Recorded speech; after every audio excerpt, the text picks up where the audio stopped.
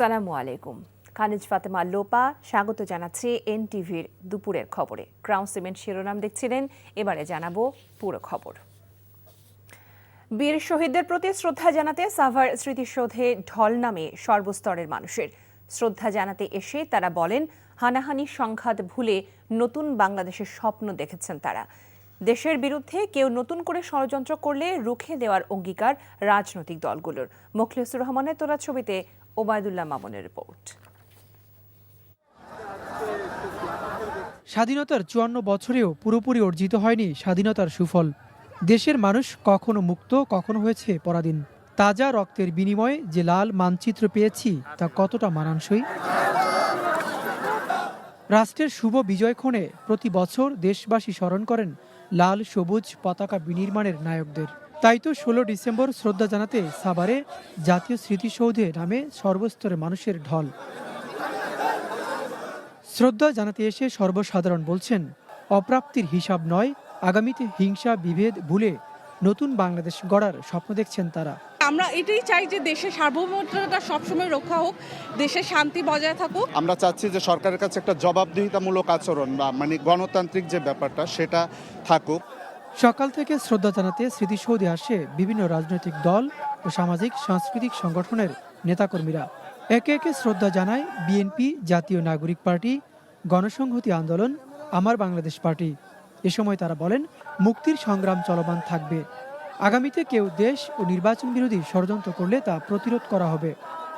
৪৭ থেকে ৭১, ৭১ থেকে ২৪ যে ঐতিহাসিক লড়াই এই বঙ্গ জনপদের মানুষ করেছে, সেই লড়াই উত্তরসূরি আমরা সেই লড়াইকে ধারণ করে সামনের দিকের বাংলাদেশ আমরা বিনির্মাণ করতে চাই। এই ২৪-এ আমাদের হাজারো তরুণ প্রাণ আবারও জীবন উৎসর্গ করে ৭১ সালের ধারাবাহিকতায় সেই মানুষের যে স্বপ্ন, যেটা সত্যে পরিণত হতে পারেনি, সেই স্বপ্ন সত্যে পরিণত করার জন্য আবারও তারা জীবন দিয়েছেন।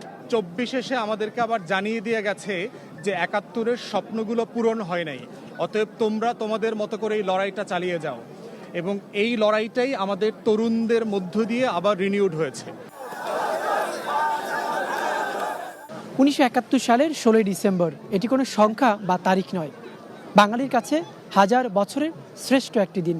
এই দিনে বাংলাদেশ রাষ্ট্রের জন্মসনদ রচিত হয়েছিল। দীর্ঘ ৫৪ বছরে প্রত্যাশা আর প্রাপ্তির বিস্তর ফারাক থাকলেও জুলাই বিপ্লবকে ধারণ করে আগামীতে নতুন বাংলাদেশ গড়ার স্বপ্ন দেখছে তরুণ প্রজন্ম। Obaidullah Mamun, NTV news, Savar, Dhaka. সর্বাধিক পতাকা নিয়ে প্যারাশুট জাম্প করে গিনেস বুক অব রেকর্ডে জায়গা করে নিয়েছে বাংলাদেশ। বিজয় দিবসের ৫৪ বছর উপলক্ষে এই রেকর্ডে অংশ নেন ৫৪ জন প্যারা জাম্পার। রাজধানীর তেজগাঁওয়ে জাতীয় প্যারেড গ্রাউন্ডে বিজয় দিবসের আয়োজনে আরও ছিল সেনা, নৌ ও বিমান বাহিনীর সম্মিলিত অ্যারোবেটিক ডিসপ্লে। আরও জানাচ্ছেন শফি মাহমুদ সাগর।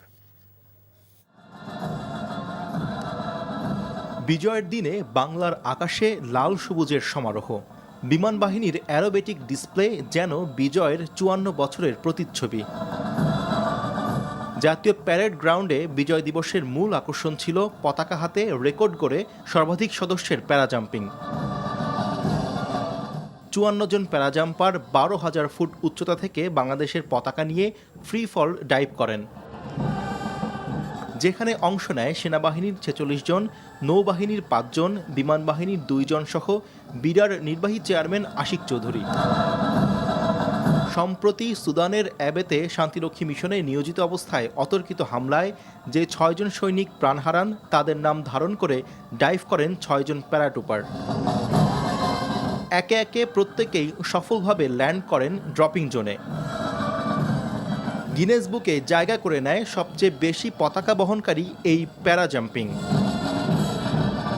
গ্যালারিতে বসে উপভোগ করেন অন্তর্বর্তী সরকারের প্রধান উপদেষ্টা ডক্টর মোহাম্মদ ইউনুস, ৩ বাহিনী প্রধান সহ সাধারণ জনগণ। প্রদর্শিত হয় সেনা, নৌ ও বিমান বাহিনীর যৌথ সমন্বয়ে ফাইটার জেট, হেলিকপ্টার এবং ট্রেনিং বিমানের ফ্লাইপাস।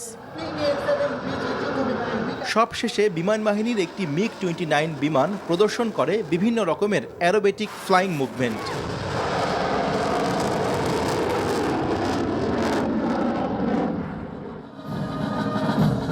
বিজয়ের 54 বছরে 54 জন প্যারাজাম্পার বাংলাদেশের পতাকা হাতে ফ্রি ফল জাম্প করে জায়গা করে নিয়েছে গিনেস বুক অব রেকর্ডে।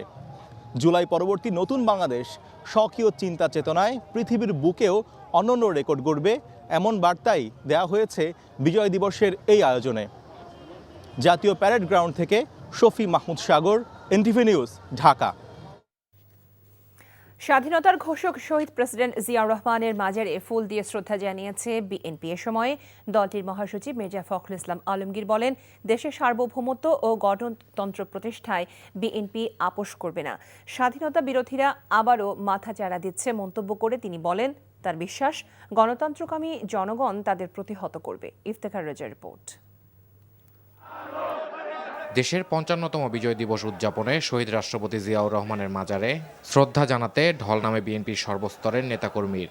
সকাল থেকেই নেতাকর্মীরা জড়ো হতে থাকেন শেরেবাংলা নগর।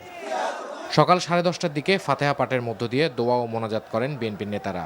এ সময় বিএনপি প্রতিষ্ঠাতা জিয়াউর রহমান সহ মুক্তিযুদ্ধের শহীদ দেশের সূর্য সন্তানদের জন্য দোয়া করেন তারা, জানান ফুলেল শুভেচ্ছা। পরে গণমাধ্যমে বিএনপি মহাসচিব বলেন, দলটির ভারপ্রাপ্ত চেয়ারম্যান তারেক রহমান দেশে আসলে গণতন্ত্র প্রতিষ্ঠার লড়াই আরও বেগবান হবে। আমাদের নেতা তারেক রহমান তিনি আজকে নির্বাচিত অবস্থায় বিদেশে অবস্থান করছেন। আমরা আশা করছি যে আগামী 25 ডিসেম্বর তিনি দেশে আসবেন। তার এই দেশে আসা যেন গণতন্ত্রের লড়াইকে সংগ্রামকে আরও বেগবান করে, সেই জন্যই আমরা কাজ করে যাচ্ছি। এ সময় দেশের স্বাধীনতা ও সার্বভৌমত্ব নিয়ে ৭১-এ পরাজিত শক্তি আবারও মাথাচাড়া দিচ্ছে বলে শঙ্কা প্রকাশ করেন মির্জা ফখরুল। যারা স্বাধীনতার বিরুদ্ধে 1971 অবস্থা নিয়েছিল, আজকে তারা আবার মাথাচাড়া দিয়ে উঠতে চায়। বাংলাদেশের মুক্তিকামী মানুষ, বাংলাদেশের স্বাধীনতাকামী মানুষ, বাংলাদেশের গণতন্ত্রকামী মানুষ তাদের সমস্ত ষড়যন্ত্রকে নস্যাৎ করে দিয়ে অবশ্যই বাংলাদেশের স্বাধীনতা সার্বভৌমত্বকে অটুট রাখবে, গণতন্ত্রের প্রতিষ্ঠা করবে ইনশাআল্লাহ। সেই সাথে বিএনপি চেয়ারপারসন বেগম খালেদা জিয়ার সুস্থতায় দেশবাসীর কাছে দোয়া চেয়েছেন Mirza Fakhrul. Iftekhar Reza, NTV news, Dhaka. Mercantile bank অর্থনীতির খবর। মহান বিজয় দিবস উপলক্ষে দেশের সব স্থল বন্দর দিয়ে পণ্য আমদানি রফতানি বন্ধ রয়েছে। বন্দর কর্তৃপক্ষ জানান, বিজয় দিবস উপলক্ষে ভারতের সাথে বন্দরে আমদানি রফতানি বন্ধ থাকায় অভ্যন্তরীণ সকল কার্যক্রম বন্ধ। একদিন পরেই বুধবার আবারও আমদানি রফতানি স্বাভাবিক হবে। তবে স্বাভাবিক রয়েছে হিলি ইমিগ্রেশন চেকপোস্ট দিয়ে দুই দেশের মধ্যে পাসপোর্টধারী যাত্রী পারাপার। এই ছিল দুপুরের খবরে। এই খবরের ভিডিও সহ আপডেট জানতে ভিজিট করুন এনটিভি অনলাইন www.ntvbd.com। এছাড়াও এনটিভির জনপ্রিয় সব অনুষ্ঠান ও খবরের আপডেট জানতে ভিজিট করুন আমাদের ইউটিউব ও ভেরিফাইড ফেসবুক পেজ। 5টায় দেশের খবর দেখার আমন্ত্রণ রইল। সবাইকে ধন্যবাদ।